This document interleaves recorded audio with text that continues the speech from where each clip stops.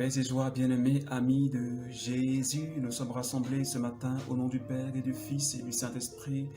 Amen. Alors ce matin, bien-aimé, j'aimerais que de là où tu es, tu puisses dire merci au Seigneur. Dis-lui merci pour la grâce qu'il nous fait en ce matin d'être là, dans sa présence, pour passer 5 petites minutes pour le glorifier. Seigneur, je te dis merci pour ma vie. Merci pour un frère ou une sœur qui prie avec moi. Merci pour ta bonté dans notre vie. Merci pour ta fidélité dans notre vie. Merci pour tous tes bienfaits. Merci parce que tu veilles sur nous. Tu nous as encore donné le Saint-Esprit qui nous éclaire, qui nous guide. Merci pour la santé. Merci. Seigneur Esprit Saint, ce matin, guide-nous, garde-nous, protège-nous. Béni sois-tu, Seigneur. Alors, bien-aimés amis de Jésus, ce matin, nous sommes dans cette présence du Seigneur pour partager encore ce moment, pour commencer notre journée. Et cette parole que le Seigneur nous donne en ce matin est tirée de Hébreux chapitre 11, verset 13, et verset 12 plutôt, qui dit « C'est bien pour cela que d'un seul homme est déjà marqué par la mort, naquit des descendants comparables par leur nombre aux étoiles du ciel et au grain de sable sur le rivage de la mer innombrable. » Parole du Seigneur notre Dieu, nous rendons gloire à Dieu. Alors cette parole, elle nous parle d'Abraham, notre père, notre ancêtre. Abraham, le patriarche. Et il est dit que c'est bien cela, c'est bien pour cela que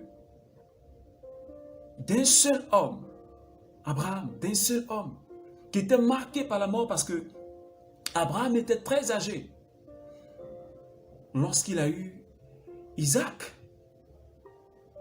Lorsqu'il a eu Isaac. Et la Bible dit qu'il était marqué par la foi. Il était un homme de foi. Et à partir de lui est venue une descendance plus nombreuse que les étoiles même dans les cieux et les grains de sable au bord de la mer. Mais pourquoi? Parce qu'Abraham, il avait cru en Dieu. Malgré son âge avancé, mais il avait cru en la promesse de Dieu, ce que Dieu lui avait dit.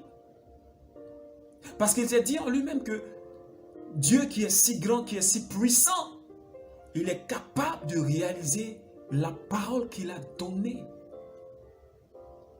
C'est pourquoi ce matin, j'aimerais dire à quelqu'un, comme Abraham, que toi et moi, nous soyons des femmes et des hommes de foi, afin que rien ne nous arrête, peu importe le temps.